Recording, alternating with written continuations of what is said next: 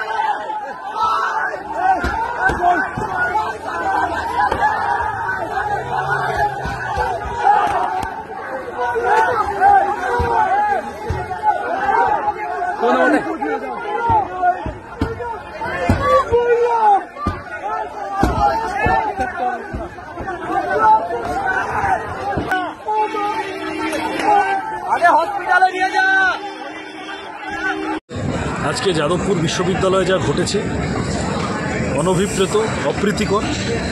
তার দায় নিতে হবে রাজ্য সরকারকে, প্রশাসনকে। দীর্ঘদিন ধরে ছাত্ররা ছাত্র ভোটের দাবি জানিয়ে যাচ্ছে। কয়েকদিন আগে বিকাশ ভবন অভিযানে গিয়ে এসএফআই-এর নেতাকর্মীরা নৃশংসভাবে মার খেয়েছে ছাত্র ভোটের ন্যায্য দাবি জানিয়ে। টানা বিভিন্ন ক্যাম্পাস থেকে এই যে আরজি করের আন্দোলন হলো, মেডিকেল পড়ুয়ারা তারাও ছাত্র ভোটের দাবি জানাচ্ছে, কারণ ছাত্র ইউনিয়ন ফাংশনাল না থাকলে ছাত্রদের অসুবিধা হয়। এটা টিএমসিপির ইউনিয়নের মতো টাকা চুরির ব্যাপার না। যে জায়গায় ছাত্র ইউনিয়নগুলি কাজ করতে চায়, তারা ছাত্রদের স্বার্থে কাজ করতে চায়, ছাত্র ভোট আটকে রেখে, বছরের পর বছর আটকে রেখে ছাত্রদের সাংবিধানিক অধিকার তাকে ব্যাহত করা হচ্ছে। এগুলো সব জেনে শুনে তৃণমূল তাদের অধ্যাপক সংগঠন না কি একটা করে শিক্ষামন্ত্রী ওখানে গেলেন, তো তিনি ছাত্রদের কথা শুনতে পারতেন। তিনি কথা না শুনে তিনি ছাত্রদের ওপর দিয়ে গাড়ির চাকা চালিয়ে দিয়েছেন। এই ছাত্ররা যারা ওখানে গিয়েছিল তাদের বহিরাগত তৃণমূল ছাত্র পরিষদের গুন্ডা নিয়ে এসে তাদের উপর মারধর করা হয়েছে, যা বোঝা যাচ্ছে।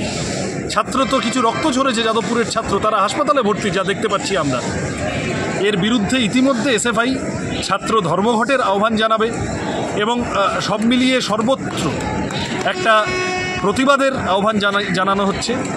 সবাই মিলে এই অরাজকতা বন্ধ করা উচিত এবং তৃণমূল কংগ্রেস ছাত্র ভোটকে যেন তেন প্রকারেণ আটকে রেখে ক্যাম্পাসগুলোকে তাদের দখলে নেওয়ার চেষ্টা করছে, তাদের মৌরসি পাট্টা চালিয়ে যাওয়ার চেষ্টা করছে।